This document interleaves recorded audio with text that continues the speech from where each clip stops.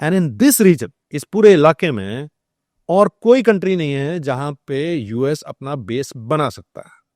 अगर आपने Soviet union से नीचे और चाइना के साथ, सोवियत यूनियन आपका दुश्मन है, I mean erstwhile, now Russia, China आपका दुश्मन है, Afghanistan is beaten you twice, not once and twice, Iran आपका दुश्मन है, which is the country which is left?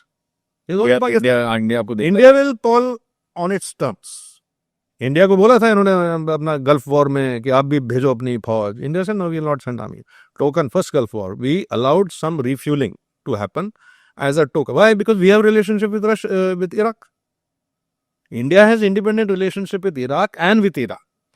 Matter of fact, it's a very interesting anecdote, factually true, that when Iraq-Iran war was going on, at that point of time, Hindustan के military academies में NDA और IMA में दोनों country के officers आते थे training के लिए। तो we were training Iraqi officers and Iranian officers in two of our academies, because we have independent relationship with both. तो जस्ट बिकॉज यूएस की दुश्मनी है इराक के साथ, तो मैं क्यों उससे दुश्मनी लूं? मेरा तो उससे हजारों साल का रिलेशनशिप यूएस के एग्जिस्टेंस से पहले चल रहा है। आपके लिटरेचर में काबुली वाला is a story, Kabuliwala comes from Kabul.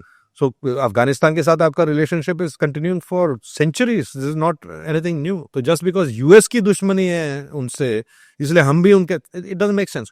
So India will ask questions, it will not blindly follow.